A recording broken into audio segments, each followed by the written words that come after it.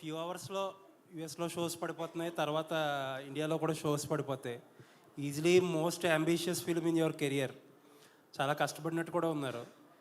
Fans కూడా చాలా నాళ్ళ నుంచి కొంచెం బాకీ కూడా ఉన్నారు ఫ్యాన్స్కి. సో ఏం ఎష్యూరెన్స్ ఇవ్వబోతున్నారు ఫ్యాన్స్కి? మేమందరం కలిసి సినిమా చూసామండి, మొన్నే చూసాము. వెరీ వెరీ హ్యాపీ, చాలా పాజిటివ్గా ఉన్నాము.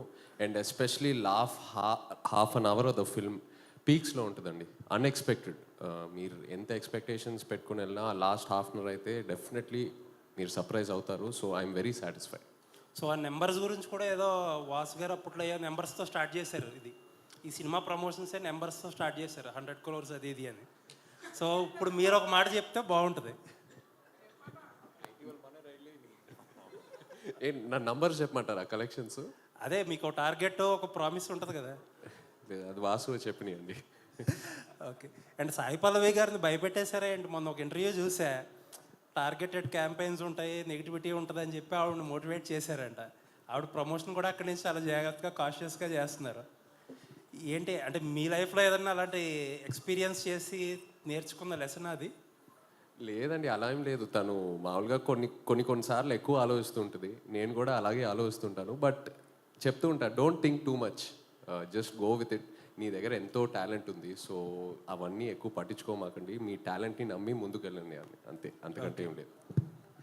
చైతన్య గారు, ఈ సినిమా గురించి చాలా పబ్లిసిటీ కంటే అంతా బాగా వచ్చింది.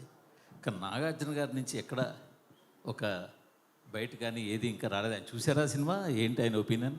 నాన్నగారు సినిమా చూశారు, ఆల్రెడీ డిస్కషన్ జరిగింది. సక్సెస్ మీట్కి నాన్న డేట్స్ కనుక్కుంటున్నాను. సో సక్సెస్ మీట్ ఎప్పుడైతే ప్లాన్ చేస్తున్నామో నాన్ని తీసుకెళ్దామని. అరవింద్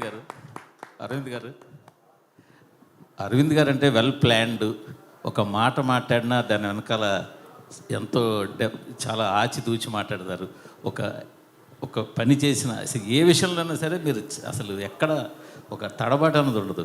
అలాంటిది ఇటీవల ఈ సినిమాకి చాలా ఎక్కువగా ఉత్సాహంతో ప్రచారం చేసినట్టు కనిపిస్తుంది. ఏంటి ఆ డిఫరెన్స్? ఎందువల్ల ఏంటి? సరే, మా వాడు అంటున్నాడు 60 నుంచి నేను కిందకి వెళ్తున్నానంట. ఓకే, అయితే నేను రావాలి కిందకి.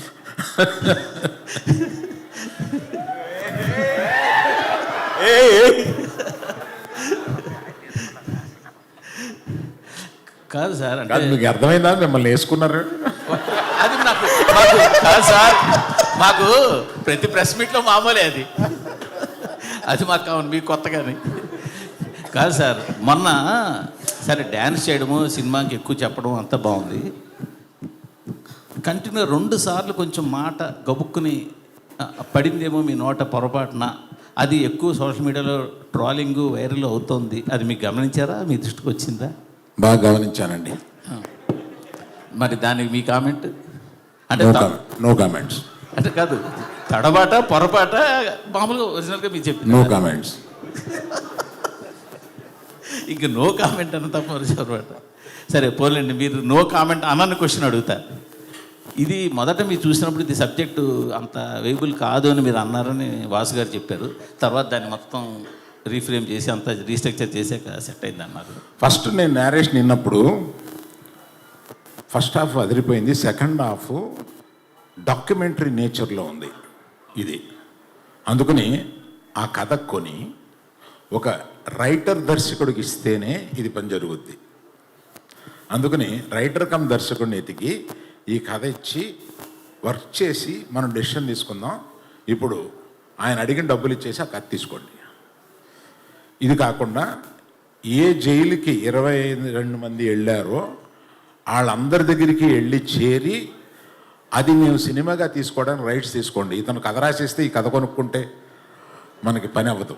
అందుకని వాళ్ళందరి దగ్గరికి వెళ్ళి వాళ్ళందరి దగ్గర నుంచి రైట్స్ తీసుకుని వచ్చి ఇప్పుడు అవన్నీ అయిన తర్వాత చందు గారిని రిక్వెస్ట్ చేశాం. ఈ సినిమా టోటల్గా వెళ్ళిన 22 మంది కాకుండా టోటల్గా 30 మంది దగ్గర నుంచి ఈ రైట్స్ తీసుకోవాల్సి వచ్చిందండి. తీసుకున్నాం ఫర్ అవర్ సేఫ్టీ.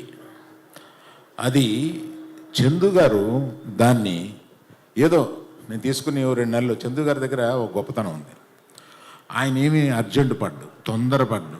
మనం ఇంకో సినిమా మీద ఇంకో సినిమా చేసేసి ఇంకొక ఇన్ని కోట్లు తీసుకుని బ్యాంకులో అసలు ఆ మైండ్ లేదు ఆయనకి. సినిమా ఆ జర్నీని, ఆ సినిమాని రాయడాన్ని, ఆ సినిమాని తీయడాన్ని, ఆ జర్నీని ఎంజాయ్ చేసే మనుషులు. ఆ జర్నీని ఎంజాయ్ చేసే మనుషులతోటి ప్రయాణం చేయాలని ఉంటుంది మాకు. యాక్చువల్గా యాక్చువల్గా చేసుకున్నామా చేసేసామా వెళ్ళిపోయి అట్లా ఉండదు ఆయనతోటి.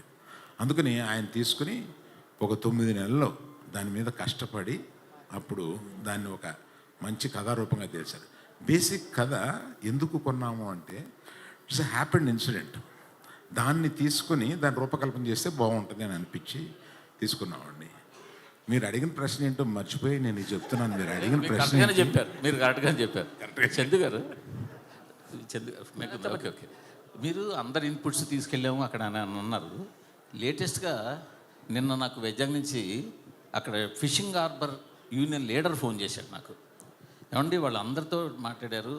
యాక్చువల్గా వాళ్ళ ఫైట్ వెనకాల ఉన్నది మేము వాళ్ళని తీసుకుని వెళ్ళి గుజరాత్ వెళ్ళి అక్కడ ఢిల్లీ వెళ్ళి పోరాటం చేసి మోపిదేవి వెంకటరమణ గారిని కలిసి జగన్ గారిని కలిసి ఫైట్ చేసి తీసుకొచ్చిన తర్వాత వాళ్ళకి 5-5 లక్షల చొప్పున గవర్నమెంట్ నుంచి సాయం అందేలా చేసాము.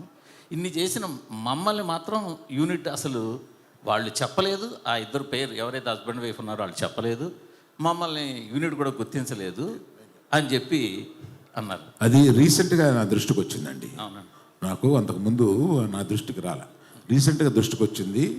ఈ రిలీజ్ తర్వాత వాళ్ళని వెళ్ళి కలవడం కానీ అక్కడ ఒక చిన్న ఫంక్షన్ పెట్టుకోవడం కానీ ఏదో చేద్దామని మట్టుకు అనుకుంటున్నామండి. అది రీసెంట్గా మా దృష్టికి వచ్చింది. That will be addressed. Aravind garu sir, Geetha ఆర్ట్స్లో మోస్ట్ కాస్ట్లీయెస్ట్ ఫిలిం ఇది. చాలా ప్యాషనెట్గా తీశారు మీరు. బట్ మీకున్న ఎక్స్పీరియన్స్కి, మీకున్న కనెక్షన్స్కి ఈ సినిమాని ఎలా అయినా సరే మార్కెట్ చేసేయగలరు, అమ్మేయగలరు. బట్ ఈ సినిమా 1-2 నెల్లూరు సీడెడ్ తప్పితే ఎక్కడా కూడా అమ్మల. అన్ని చోట్ల మీ ఓన్ రిలీజ్. అది కూడా మీ డెసిషన్ అనే తెలిసింది. ఎందుకు అలా చేయాలని అనుకున్నారు? ఇది కంపెనీ పాలసీ అండి. జనరల్గా అమ్మేయడం అంటూ ఉండదు. 1-2 చిన్న మా కంట్రోల్ లేని ఏరియాస్లో ఇస్తాము కానీ మిగతాది ఎప్పుడు గీతా ఆర్ట్స్ మేమే ఉంచుకొని లాభం నష్టం మేమే అనుభవిస్తాం. ఎందుకంటే మనం కష్టపడి చేసే మన సినిమా మీద మనకు నమ్మకం ఉండాలి ఫస్ట్. అందుకని ఆ నమ్మకాన్ని మేము మొత్తం క్యాష్లు, మనుషులు, టైము అన్నీ కలిపి దాని మీద పెట్టి బెట్ చేయడం కాదు, దానికి ఒక అష్యూరెన్స్ తోటి వెళ్తాం అనమాట. That is the policy. Plus confidence. మేము తీసే సినిమా మీద ఆ కాన్ఫిడెన్సు. మేము ఈ సినిమా మీద ఇంకా ఈ సినిమా అనుకున్న దానికన్నా బాగా ఎక్కువ ఖర్చు అయింది. ఎక్కువ ఖర్చు అయినా కూడా మా వాసు కానీ ఆఫీసులో కొంతమంది కానీ వచ్చి కొంత సేఫ్ అయిపోవడానికి కొన్ని ఏరియాలు అమ్మేద్దామా అని అన్నాను. క్వశ్చన్ లేదు, నేను సినిమా చూశాను, ఏమి అమ్మటం లేదు, మనమే మొత్తం రిలీజ్ చేస్తున్నామని చెప్పాను. ఇది ఒకటి సరిపోయింది. All the best.